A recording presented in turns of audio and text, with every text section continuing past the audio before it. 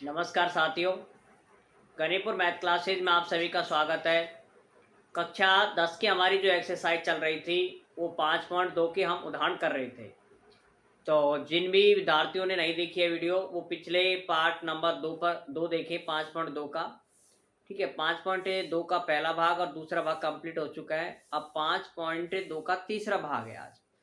ठीक है, उसके अंदर आपको एग्जाम्पल्स में हल करवा रहा हूँ पूरे। कुछ एग्जाम्पल और बचे हुए हैं, नंबर 8 और 9 और 10, 3 एग्जाम्पल इसके अंदर बचे हुए हैं। ठीक है, काफ़ी महत्वपूर्ण है ये एग्जाम्पल और एग्जाम में आपको यही देखने को मिलते हैं। तो आज का जो एग्जाम्पल है इसके लिए मैंने पिछले सूत्र आपको बता रखे हैं। प्रश्न है, मैं यहाँ पर लिख रहा हूँ क्वेश्चन नंबर 8। आप पेन, कॉपी और किताब लेकर के हमेशा बैठे, जिससे कि जितना पढ़ा दिया जाता है उन्हें आप साथ में उतार लें और अपनी एक कॉपी बना लें जिसमें कि सारे नोट्स आप तैयार करते रहें, जैसे कि प्रथम टेस्ट, द्वितीय टेस्ट और अर्धवार्षिक और वार्षिक।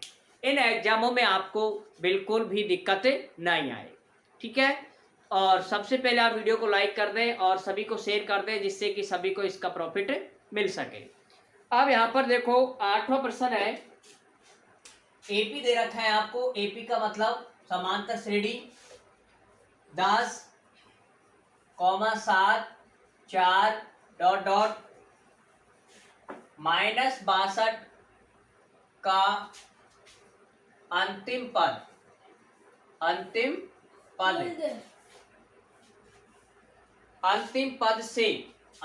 पद से 11वां पद ज्ञात करो। ठीक है, इस सवाल में आपको देखना है पूछ क्या रहा है आपसे। एपी का मतलब समांतर श्रेणी है 10, 7, 4 डॉट डॉट -62 का अंतिम से 11वां पद। ध्यान रखो ये शब्द इंपॉर्टेंट है, अंतिम से। और अंतिम से का हमने एक सूत्र पढ़ा था पिछले वीडियो में, मैंने बताया था अंतिम पद का सूत्र। अंतिम पद n वा पद, इसका सूत्र था n माइनस के 1 और d। इस सूत्र को आप कमेंट्स करें, यही सूत्र है ना, l plus n minus 1 d। l यहाँ पर क्या है? अंतिम पद। देखो l का मतलब अंतिम पद कितना है? -62 माइनस n। अब n आपको क्या करना है, ये देखना है कि n कितने से पूछ रहा है वो, तो 11वां पद। तो n का मान कितना हो गया? 11 माइनस 1 और d कितना? d ज्ञात करने के लिए आप देखो यहाँ पर, यहाँ लिख देता हूं मैं साइड में, d बराबर 7 में से कितना घटाएंगे? 10। 7 में से 10 कितना बचेगा? कमेंट्स करें आप जल्दी, इस सवाल को काफी बार बता चुके हैं। 7 में से 10 गया तो जाएगा क्या? नहीं। तो नहीं जाएगा तो आप उल्टा घटाओ, 7 में से 3 घटाओ, कितना आ जाएगा? 10 में से 3 घटाया तो 7 घटाया तो 3। 10 में से 7 घटा दो, 10 में से आप 7 घटाएंगे तो आएगा 3। अब ये देखना है कि संख्या किसकी बड़ी है? माइनस की। तो उत्तर में भी क्या आएगा? माइनस। बस इस चीज का आपको विशेष ध्यान रखना है। ये मान आ गया आपके पास डी का, ये रख दो आप -3। हल कर लो इसको। देखो -62, इस माइनस से ये वाला माइनस क्या हो जाएगा? प्लस। चाहे ऐसे कर लो एक बार, माइनस के माइनस रखो, 11 में से गया तो 10 गुणा -3। अब ये माइनस माइनस क्या हो जाएगा? प्लस और 10 तिया 30। ठीक है, अब यहां पर भी वही स्थिति आ गई कि माइनस की संख्या बड़ी है, प्लस की संख्या छोटी है। माइनस की संख्या बड़ी है, प्लस की संख्या छोटी है। तो 62 में से आप तो 30 घटाओ, कितना बचेगा? 2 और 6 में से 3 गया तो 3, आ गया 32। लेकिन यहाँ पर संख्या किसकी बड़ी है?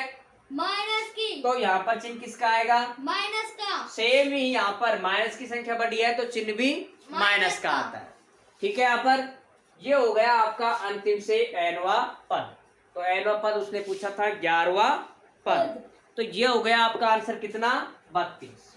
ये आपको ध्यान रखना है और इस तरीके से आप इस सवाल को हल कर सकते हैं। इसको एक बार आप उतार ले, स्क्रीनशॉट ले ले। ये आपको कुछ नहीं करना, रफ कार्य में करेंगे आप। ये जरूर लिखेंगे आप कि आपने n कितना है और d का मान कैसे याद करते हैं। ठीक है, अब देखें इसके बाद अगला सवाल।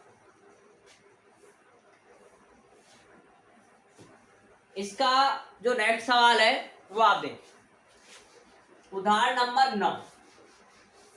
इसके लिए आपको एक सूत्र याद होना चाहिए, वो देखो यहां पर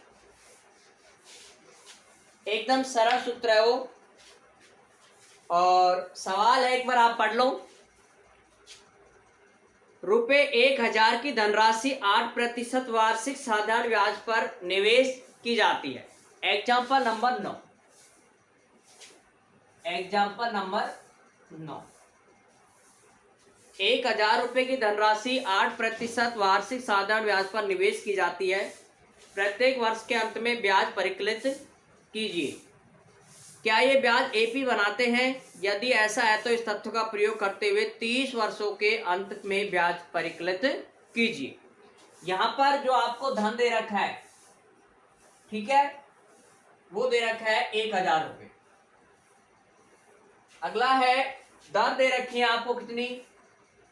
10%। और समय दे रखा है आपको 30 वर्ष। 30 वर्ष। अब आपको इनको बनानी है एपी। एपी का मतलब इनको बनानी है आपको समांतर श्रेणी। ठीक है, इसको बनानी है समांतर श्रेणी एपी, ये इनको बनानी है। तो इसको बनाने का जो तरीका है वो आप यहां पर देख सकते हैं कि एक बार आप यहां इस चीज को देखेंगे कि इसके अंदर ये जो धन है इसको नाम है बेटा मूलधन। मूलधन, मेन धन ये है, दर ये है, समांतर समय ये दे रखा है, और आपको दे रखा है साधारण ब्याज। क्या जो करता है परिकलित, यानी गणना करता है साधारण ब्याज परिकलित। ठीक है, इसका मतलब होता है बेटा गणना करना। गणना करना ये होता है परिकलित करना। अब आपको इसके अंदर एक बहुत ही थोड़ा महत्वपूर्ण सूत्र है और वो आपको आता भी है। पहले उस सूत्र को आप यहां पर लिखेंगे। देखो यहां पर आप देखें, यहां पर इसका जो सूत्र था, यहां पर आपको याद करना है साधारण ब्याज का सूत्र। तो यहां देखो इसका जो सूत्र है वो आपको याद करना है। साधारण ब्याज ब्याज बराबर मूलधन गुणा मूलधन गुणा मूलधन गुणा दर दर गुणा समय समय और बटे 100। ये इसका मेन सूत्र है जो आपको याद रखना है। ठीक है, अब इसके अंदर देखो आप क्या करोगे, यहां पर रखते चलो आप। कितने समय दे रखा है आपको? 30 वर्ष। अब आपको 30 वर्ष की एपी बनानी है तो एक एक वर्ष का बनाएंगे आप। ठीक है, मतलब समय ऐसे निकालना है आपको, पहले 1 वर्ष, अगले के लिए 2 वर्ष, फिर और अगले के लिए 3 वर्ष। इस तरह से आपको समय निकालना है। और कितने दिन तक का निकालना है? 30 वर्ष तक का। देखो मूलधन कितना है? मूलधन है 1000 रुपए गुणा दर कितनी है? 10 रुपए प्रति 10। और समय आपको 30 वर्ष नहीं लिख करके कितना लिखेंगे आप? एक बार 1 वर्ष, और बटे नीचे 100। काटो, 2 जीरो से 2 जीरो काट। 10 को 10 से गुणा करेंगे तो 10 दाई 100। तो ये आ गया आपका पहला साधारण ब्याज। ठीक है, पहली वर्ष का। ऐसे लिख लो प्रथम वर्ष का। प्रथम वर्ष का ब्याज कितना आ गया? 100 रुपए। अब देखो यहाँ पर द्वितीय वर्ष का ब्याज, द्वितीय वर्ष का ब्याज ब्याज। वापस देखो ऐसे कैसे लिखोगे, मूलधन कितना 1000 गुना 10 गुणा, अब एक। यहाँ पर एक की जगह कितनी साल आ जाएगी 2 बटे नीचे 100, 2 जीरो से 2 जीरो, 10 दाई के 100, या फिर 10 दूनी 20 और 20 गुणा 10 करेंगे तो 200। 20 ठीक है भाई, 10 दाई के 100 और 100 दूनी 200, इस तरह से आप इसको लिख सकते हैं। ये आपका कौन से का हुआ, दूसरे वर्ष का। इसी तरह कौन से का ज्ञात करेंगे आप, तृतीय वर्ष का। अब आपको सीधा पता लग गया होगा 100 आ रहा है, 200 आ रहा है, तो अब कितना आएगा 300। ठीक है, इस तरह से आप इसको डायरेक्ट यहाँ पर लिखेंगे। अब इसमें आपको क्या करना है, इसके अंदर एक एपी बनाएंगे। सबसे पहले लिखेंगे आप 100, फिर कितना लिखेंगे 200 फिर 300 300 और डॉट डॉट करके ऐसे लिखना है। तो ये बन गई आपकी समांतर श्रेणी। ठीक है, यहां पर ध्यान रखें, ये बन जाती है आपकी समांतर श्रेणी। और चलो इसके अंदर एक थोड़ी सी ये मिस्टेक थी, ये जो दर है इसको आप एक बार देखो, ये तो खैर 10 के हिसाब से कर दिया मैंने, बाकी ये दर दे रखी है आपको कितनी 8। ठीक है, इसका आप हल करेंगे आप खुद, मैं आपको इसको बता रहा हूं, कोई दिक्कत नहीं है। सिर्फ आपको ये चेंज करना है, एग्जाम्पल ये दे रखा है आपको कितनी प्रतिशत 8%। तो आपको पता है क्या इसमें चेंज करोगे, वो आप इसके अंदर आप अपने हिसाब से करेंगे। ठीक है, 10 की जगह 8 लिखोगे, यहाँ पर भी 8, और ये जो आंसर आएंगे वो आएंगे अलग अलग। अब आपको ये ज्ञात करने के बाद आपसे कह रहा है कि 30 वर्षों के अंत में ब्याज परिकलित कीजिए। तो अब आपको इसका ब्याज ज्ञात करना है। कैसे ज्ञात करेंगे, देखो यहां लिख रहा हूं मैं, इसको आप 8% के लिए खुद हल करोगे। ठीक है, ये थोड़ा लिखने में मिस्टेक होगा, लेकिन फिर भी मैं आपको ये पूरा बता रहा हूं। 10 20 300 है, ए का मान कितना आ गया, पहला पद 100, और डी ज्ञात करेंगे तो डी ज्ञात करेंगे 200 में से कितना घटाएंगे 100, कितना आ जाएगा 100। ये ए हो गया और ये डी हो गया। अब आपको पता है एन का मान कितना है अपने पास में, पद कितने हैं टोटल 30 पद, टोटल पद है 30। तो ए एन का मान आपको ज्ञात करना है। तो ए एन का सूत्र लिखोगे यहाँ पर ए प्लस एन माइनस के 1 और डी। ए कितना है 100 प्लस एन का मान कितना है 30 माइनस 1 और डी का मान कितना है 100। बस लिखे जाओ 100 प्लस 30 में से गया तो 29 गुणा 100। अब आपको यहाँ गलती होती है, पहले आप प्लस कर देंगे और फिर गुणा, ध्यान रखें इसमें थोड़ा सा। 100 लिखेंगे प्लस, पहले इनको गुणा करेंगे आप 2900 और फिर इसको हल करेंगे आप, इसमें 100 जोड़ दो कितना आ जाएगा 3000। ठीक है, इस तरह से आप इसके एन पदों का योग एन पद ज्ञात कर सकते हैं, जो कि कौन सा पद है 30वां पद। ये जो एन है वो आपने माना है 30, तो इसको लिख सकते हैं आप A30। ठीक है, अब मैंने यहां पर जो किया है वो किया है 10% के साथ में। आपको इस प्रश्न को करना है, वो करना है 8% के साथ में। ध्यान रखें, आपको करना है इसको 8% के साथ में, ये का ये प्रश्न। ठीक है, इसका आप स्क्रीनशॉट ले लो, चाहे आप आराम से उतार लो, वीडियो को बीच में रोक करके उतार लिया करो इनको। ठीक है, बाद में, अभी नहीं, अभी तो आप कंटिन्यू समझते रहें एक साथ। अब इसका अगला प्रश्न है, ठीक है, वो देखें आप। देखो 10वां एग्जाम्पल है, ये थोड़ा सा मोस्ट एग्जाम्पल है, ऐसे प्रश्न एग्जाम में पूछे जा रहे हैं, बोर्ड के एग्जाम में आ चुके हैं ऐसे सवाल, ये वाले नहीं, अब जो 10वां कर रहे हैं वो। ठीक है, तो ये थोड़ा सा मोस्ट सवाल है, एग्जाम्पल नंबर 10। ठीक है, देखो अब है पृथ्वी की एक फूलों की एक क्यारी। प्रश्न ध्यान से पढ़ें। फूलों की एक क्यारी की पहली पंक्ति में 23 गुलाब के फूल हैं। कितने फूल हैं? 23 पहली पंक्ति में। ठीक है, 23 फूल है पहली पंक्ति में। दूसरी पंक्ति में 21 गुलाब के फूल।